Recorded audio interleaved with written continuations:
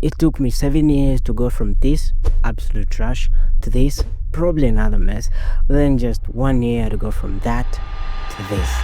Fast forward 7 years later, I've kinda got better, and so today I'm gonna show you how to become insanely good at drawing. Number one, don't get fancy, get better. Listen up, we need to break some limiting beliefs here. I hear a lot of beginners asking stuff like, oh, what kind of pencil is that? What kind of paper is that?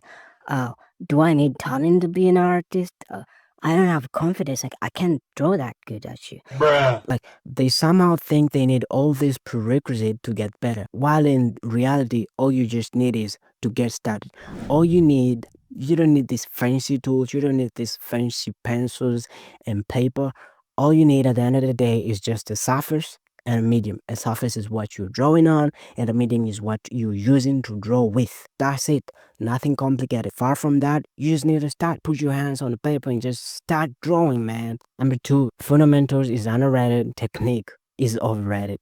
We need to get real here. A lot of beginners try to skip the fundamentals. Dude, you're a beginner and you're skipping beginner stuff. When are you gonna get better and skip that beginner stage? I reckon that a lot of beginners don't like the fundamentals because they don't see the point. After all, it's hard and boring.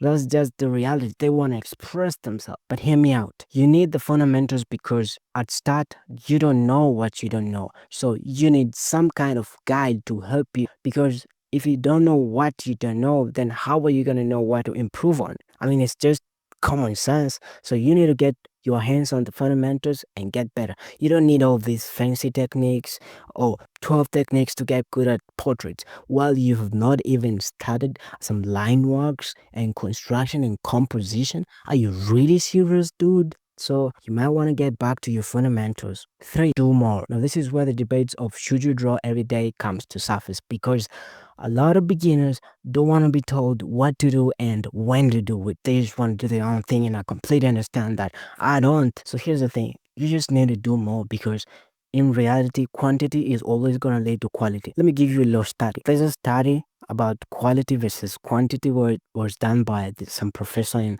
a college about pottery, and she divided her class into two groups.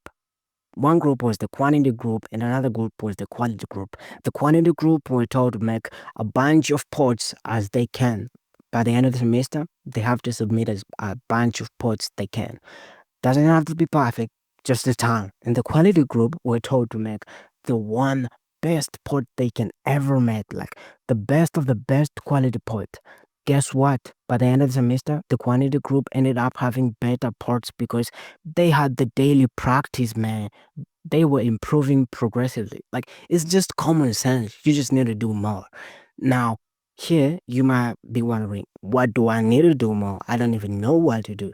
Well, that's why you need to get your fundamentals one and two. I'm gonna give you some couple action steps. Number one, breaking things down. When stuff is complicated, simplify it. This is what sets beginners apart from professionals because professional artists they can draw literally anything they feel like because they already understand how to simplify those big complex imagery into simple forms. So just break things down, man. Deliberate practice is you doing something intentionally to improve, not just random doodling. You just need to set a definite amount of time where you want to practice and then practice one thing until you get better and then move on to another thing.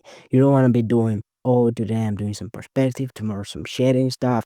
Oh, I'm going to try to practice my line control. No, dude, it doesn't work that way. You have to improve on one thing at a time and then eventually you will get better. The third action step in the list is to embrace the mistakes because when you start doing intentional practice, you're gonna see really where you suck. And that gives you an opportunity to practice. And you don't wanna run away from the stuff you suck. You wanna face them head on, straight up. Remember, every mistake is like a stepping stone toward another one. There is this problem solution cycle where it is that if you solve one problem, eventually another problem is gonna rise. And then you have to solve that problem, then another problem will gonna rise and then you're gonna have to solve that one also. At the end of the day, it's just this continuous cycle of problem solution, like everything rises up and you're trying to solve it. That's the goal, to intentionally improve on every area. And that's how you're gonna graduate from stick figures. 4. Never underestimate slow progress. Now, here's a little timeline to see how you will progress.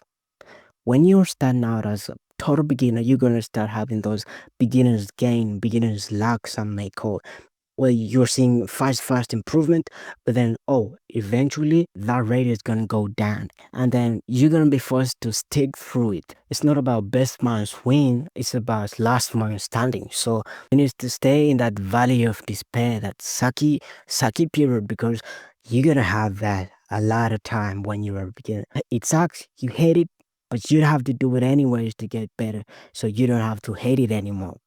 But if you feel like quitting, don't. Now, I'm not gonna try and do the inspiration, motivation kind of stuff, because trust me, I'm not good in that kind of stuff. So let's approach it in another way. You see, after being bad at drawing for over half a decade, I found out that a lot of beginners' problems revolve around two things, which are emotional challenges and technical challenges.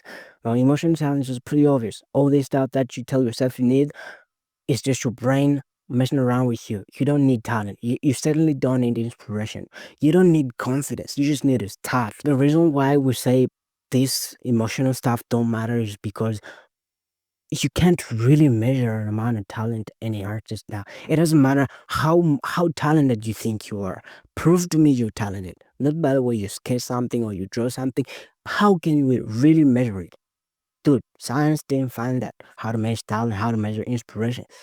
You just have to focus on stuff that you can see on and improve, like something that you can actually measure your progress on, and that's what matters. And those are technical challenges.